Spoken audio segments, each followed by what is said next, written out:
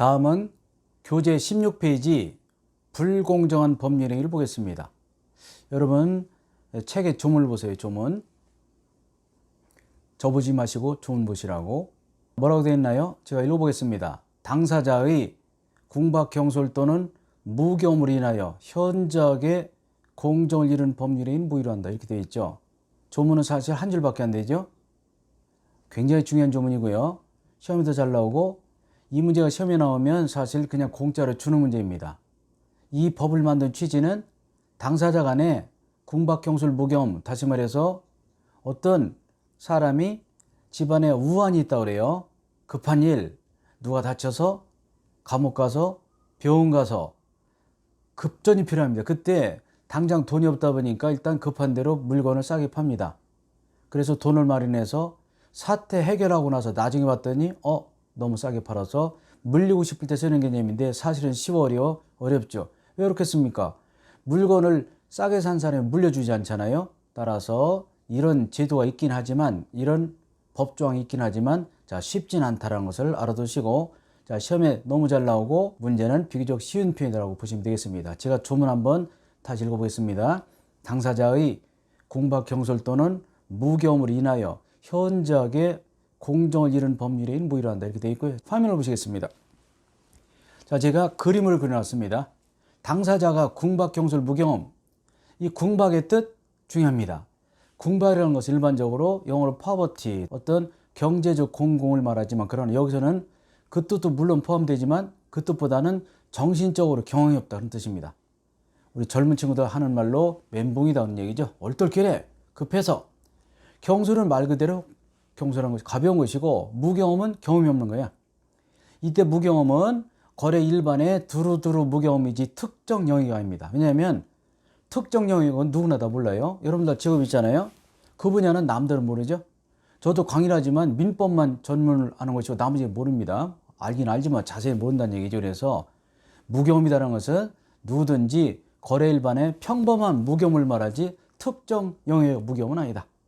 그리고 이 궁박, 경솔, 무교험이 있게 되면 현저한 불균형이 따르게 되는데, 현저한 불균형은 누가 봐도 심한 경우에, 누가 봐도 5억짜리 땅을 1억에 팔았다, 이런 경우죠. 5억짜리 땅을 급한 마음에 4억에 팔았다, 적용되지 않습니다. 아주 누가 봐도 심하다, 이런 정도.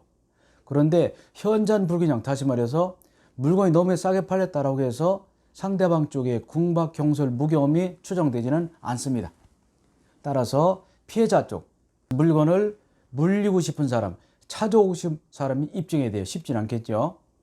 그리고 법조문 자체는 궁박, 경솔, 무교험이라고 되어 있지만 이것은 판례가 세 가지 중에 한 가지만 갖추면 된다라고 판시하고 있습니다. 즉 궁박하고 경솔하고 무교험한 것이 아니라 궁박 또는 경솔 또는 무교험이다라고 보시면 되겠고요. 셋 중에 한 가지만 있으면 된다. 자, 그림을 보셨고 지금부터 교재를 보시면서 내용을 살펴보도록 하겠습니다. 자, 다시 한번 궁박, 경솔, 무교험 하여 현저한 불균형, 그런 경우는 무효로 하되 실무에서 또는 실제는 흔치 않은 일이다. 저는 예를 이렇게 들었습니다. 보통 학원에서 집안에 굉장히 부잣집 손주가 있다. 10대 독자야. 할아버지가 애지중지합니다. 재산이 100억도 넘어요. 땅이. 근데 갑자기 그 사실을 알고 손주를 유괴하고 나서 당장 1억 가져라. 1억 가주지 않으면 애를 해치겠다. 그러니까 할아버지가 경험이 없죠. 그래서 얼떨결에 5억짜리 땅을 1억 팝니다. 그래서 1억을 마련해서 손주를 구해오고 나서 나중에 사랑방에 두어서 가만히 생각해 보니까 너무 싸게 팔렸어. 그때 물리고 싶은 개념이다라고 보시면 되겠어요. 그것이 얘는 적합한지 모르겠습니다만 그런 사정이다 보시면 되겠고요. 여러분은 책을 보시겠습니다. 자, 보시죠. 폭리행위, 폭리를 취했다. 불공정하다, 그런 것은 너무 추상적이기 때문에 폭리 취했다. 뭡니까? 물건 값에 비해서 너무 싸게 산 거죠. 폭리를 취했다. 그런 때 쓰는 개념이고요. 불공정하다, 그 말이나 폭리행위는 같은 말을 쓰이고요. 같은 말. 그리고 조문이 있었죠. 104조. 그런데 이 조금 전에 우리가 뵀던 103조, 103조 위반, 뭐죠? 반사회적 법률행위. 선량풍수 위반이 있었잖아. 그것이 제왕조항, 백지조항, 개괄조항, 일반조항 말씀드렸죠. 그래서 그 조항이 바로 이 조항의 위에 있습니다. 따라서 103조 위반은 두루두루 많죠. 밀수, 도박, 살인, 유괴, 뇌물 많겠지만 이 우리가 지금 배우고 있는 불공정한 법률에도 103조의 하나의 예시이다, 예의다, 하나의 형태다라고 보겠습니다. 103조 위반의 하나가 바로 104조다. 불공정한 법률에는 103조의 하나의 예시 규정이다 또는 한 형태이다라고 판례가 판시하고 있습니다. 자, 다시 한번 좀은 당사자의 궁박 경솔 또는 무경험으로 인하여 현저하게 공정을 이룬 법률인 무효한다. 이것이 좀이 딱 한 줄이죠. 한 줄인데 이렇게 해설이 많습니다. 자, 구체적으로 보시겠습니다. 불공정한 법률에는 폭력이라고 하고요. 그리고 여기 있었죠. 예시. 예로 보여줬다. 익sem플이다. 그러니까 103조가 그만큼 넓은 거죠. 접, 도박, 밀수, 살인, 뇌물, 그죠? 또는 유괴 이런 것이 많이 있을 텐데 그 중에 하나다라고 보시면 되겠습니다. 그 중에 하나가 법에 규정되어 있다라고 보시면 되겠고요. 이 조문은 한 줄밖에 안 되지만 이렇게 해설이 굉장히 복잡하게 나왔습니다. 조문이. 자, 이 내용을 지금부터 보도록 하겠습니다. 요건이 있습니다. 어떤 때 불공정하냐? 보시죠. 객관적, 주관적인데 객관적은 주고받은 것 사이에 현저한 불균형. 5억짜리 땅을 1억에 팔았다. 현저하죠. 급부 반대급부라는 것은 우리가 맞바꾸는 거죠. 주고받은 것 사이에 누가 봐도 현저하다. 불균형이. 그럼 현저한 불균형 판단 시점은 언제가 중심이 된다고? 계약시. 땅을 팔고 그 계약할 때 5억짜리 땅이 1억에 팔렸다. 그런 거이지. 나중에 이행기 다시 말해서 소유권 넘겨줄 때 땅값 떨어져도 상관없습니다. 그래서 현저한 불균형은 법률행위 시 다시 말해서 계약시가 기준이 된다. 계약시에는 5억 땅값이 제대로 돼 있다. 그러면 상관없습니다. 그래서 계약시에 5억 땅값을 1억에 팔았다면 나중에 그 땅값이 떨어지든 오르든 무조건 문제 삼지 않는다. 계약시에 불공정하면 된다. 그런 얘기가 되겠고요. 자, 그런데 급부와 반대급부 사이, 주고받은 것 사이에 현저한 불균형, 누가 봐도 심했다라고 한다 하더라도 매도한 사람의 궁박, 경솔, 무경험이 추정되지 않습니다. 피해자가 입증이 됩니다. 아까 할아버지 쪽에서 내가 경험이 없어서 너무 경솔해서 또는 경험이 없어서 궁박, 경솔, 무경험하여 너에게 팔았다. 그리고 너무 싸게 팔았다. 너 알지 않니? 라는 것을 입증해야 돼. 왜냐하면 물건이 싸게 나오면 누구든지 먼저 사죠. 먼저 사려고 하죠. 따라서 비싼 물건을 싸게 샀다. 그 사람을 탓할 수 없기 때문에 그래요. 싸게 샀다고 해서 무조건 물려줘야 되는 것은 아니다. 그런 뜻이 되겠습니다. 그래서 모두 다 추정되지 않는다는 거. 그러니까 피해자 쪽, 물리고 싶은 쪽, 찾아가고 싶은 쪽에서 그것을 입증해야 된다. 그런 얘기가 되겠고요. 자, 주관요건으로서 궁박, 경솔, 무겸, 제가 뭐라고 했습니까? 또는 네? 궁박하거나 또는 경솔 또는 무겸 셋 중에 하나만. 그런데 이거면 안 되고 이웃에 이런 궁박, 경솔, 무겸을 이용하여 내가 큰 돈을 벌겠다. 다시 말해서 폭리행위, 악의가 필요합니다. 무조건 무효가 되는 건 아니라는 거. 요건이 까다롭죠? 저분이 궁박해서 경솔해서 무겸해서 파는데 내가 이웃의 불행을 이용해서 큰 돈 좀 벌어보자. 그런 마음이 있어야 된다는 얘기죠. 그러니까 단순히 물건이 싸기 때문에 샀다. 그런 경우는 무효로 될 수 있어 없어요? 없다. 그런 얘기가 되겠습니다. 뭐 흔치 않은 얘기지만요. 자, 궁박은 배웠죠? 경제적인 것으로서 정신적. 우리말로 정신적이 더 크죠?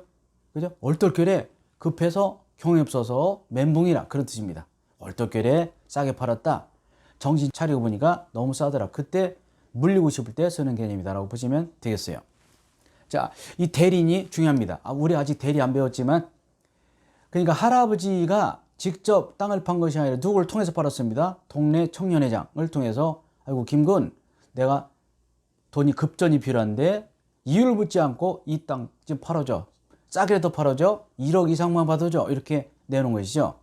그러면 이 청년회장이 싸게 파는 조건으로다가 넘겨받았기 때문에 1억 이상, 그러니까 얼떨결에 1억에 팔았습니다. 그때 요건을 누가 어떻게 서로 충족하느냐. 다시 말해서 대리인이 물건을 판 경우는요, 궁박은 본인 기준. 무슨 궁박? 정신적으로, 경제적으로 급박하다. 그리고 경솔, 무겸은 대리인 기준이기 때문에 자, 외우셔야 됩니다. 너무 잘 나오고요. 궁본, 경부대. 그래서 자, 궁박은 진한 글씨도 있죠. 궁박은 본인 기준이고 경솔, 무겸, 대리인 외웁니다. 얼떨결에 팔았다는 것은 할아버지가 기준이 되고 경솔, 무겸은 청년회장이 기준이 된다. 자, 궁본, 경부대 외우십니다. 궁본, 경부대 너무 잘 나오고 비교적 어려운 편이기 때문에 잘 나옵니다. 그리고 대리와 결합되어 있죠.